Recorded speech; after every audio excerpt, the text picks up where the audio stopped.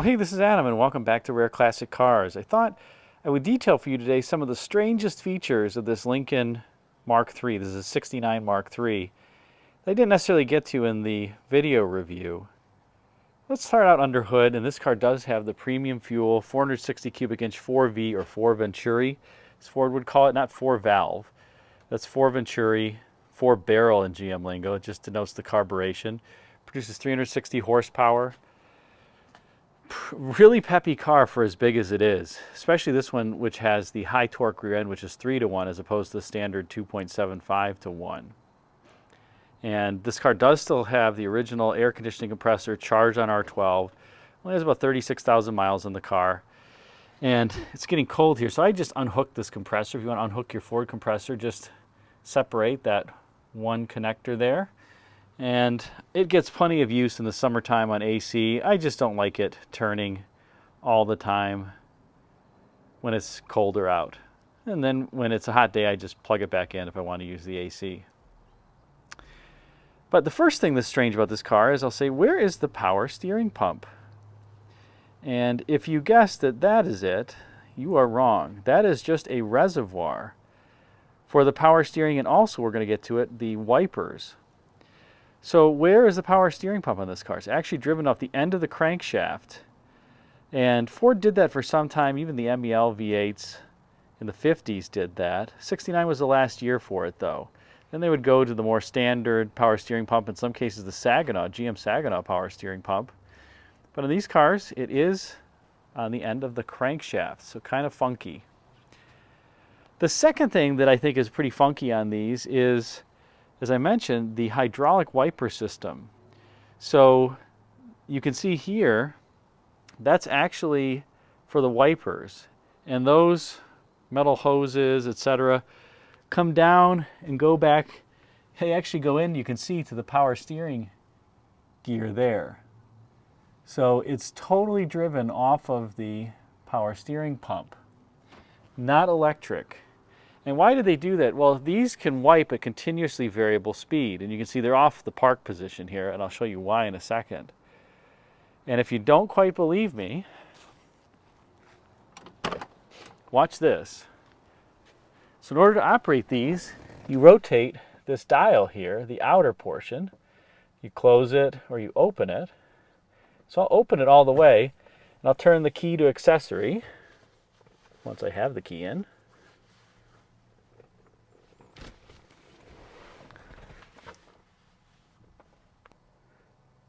Okay, let's try that again with the keys now. So I'll turn it to accessory, and I've got the wiper switch on, and you notice that nothing is happening. But watch this. I will turn the steering wheel, and watch what happens to the wipers. You ready? See that? Isn't that crazy? So yes, they are driven. I can go to the full cycle here.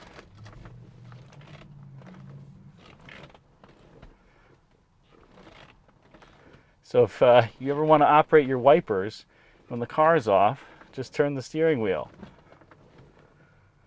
There you go. There you have it.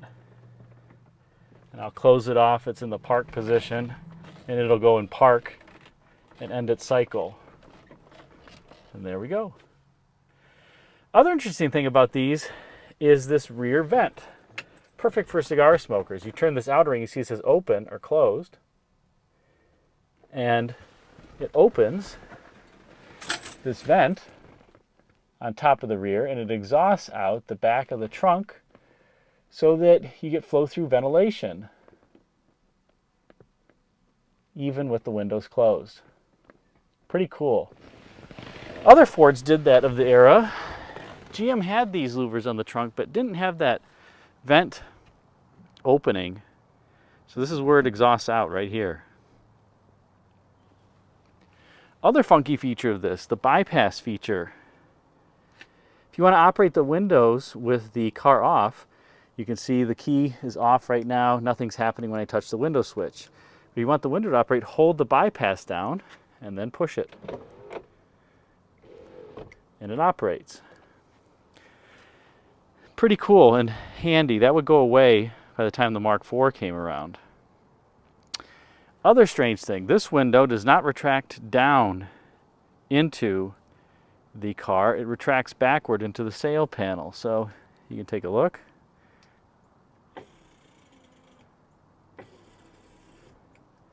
So it does go all the way back. I admittedly get a little leery about operating these because on the window drive mechanism, the gear system is hard to find and replace. But you can see it works fine on this car. Both windows, no issues. Other funky things. This is the Autotronic eye that senses oncoming headlights and automatically dims them. I shouldn't say autotronic, Autronic eye. I added an extra syllable there. And then you can adjust that here. Do you want it to be near or far?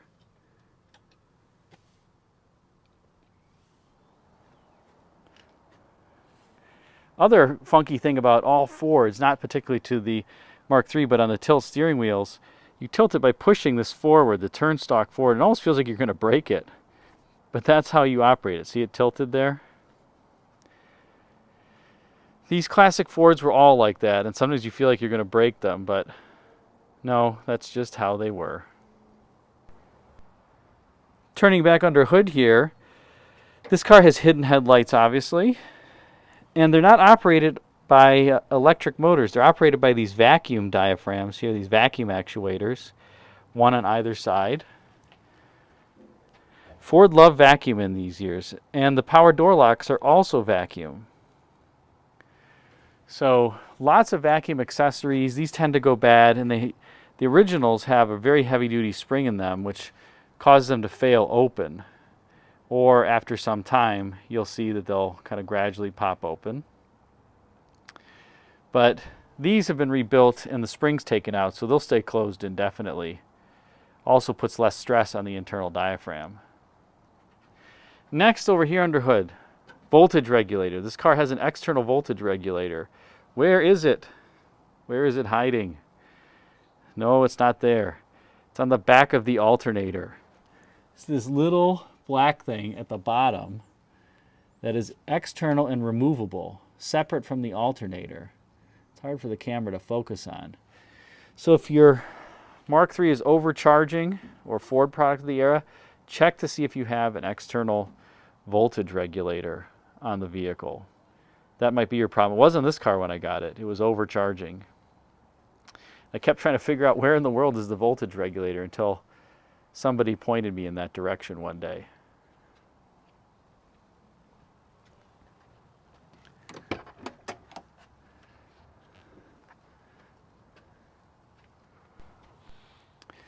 And last but not least, kind of funky, this dash in '69 was faux wood grain.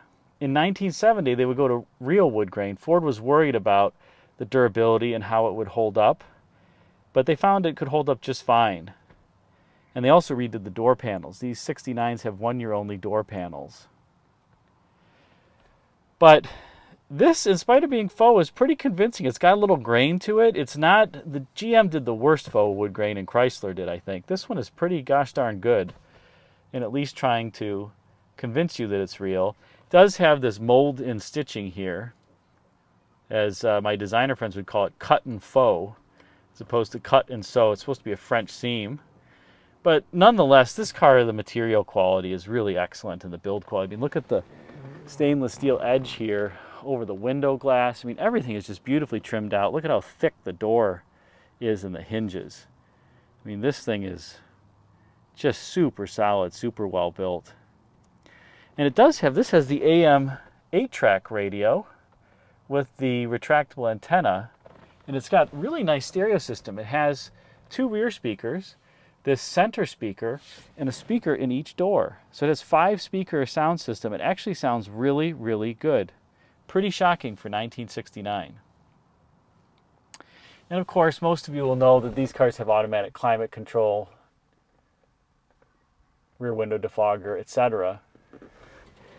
But the 5-speaker stereo, that is pretty amazing for the era. And That leads me to my last quirky feature of these. Look at where the key is. Way down here, another anti-theft feature. In 70 it would move up to the steering column lock. Here it's an anti-theft feature because nobody can find it. And if you ever want to steal one of these Fords, it's just about the easiest thing in the world. Doesn't take much. You want it to crank over, just pull this off, ground out these two terminals, and the motor will crank over. It's handy for setting points. I actually have a little starter button that I put on there. Or if I want to make a mark on the harmonic balancer or something to better see the timing mark, just keep bumping the little switch, just connect it here and here, and the motor turns over. It won't start, it'll start, but it'll die instantly because the coil won't have 12 volts once it runs. So you'd have to run a 12 volt wire to the coil, but I do think it's pretty funny. There's no steering column lock on these cars either, so super easy to steal. Hopefully nobody does that to mine. In any case, hope you enjoyed that look at some of the quirky features of this Mark III. Thanks again for watching.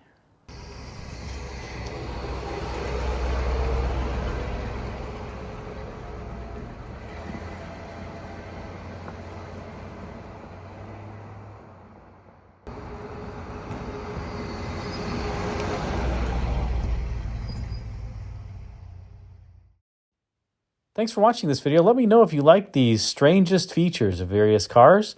Quite a few things to talk about. Till next time, check out the video thumbnails at bottom left and right, and thanks again for watching.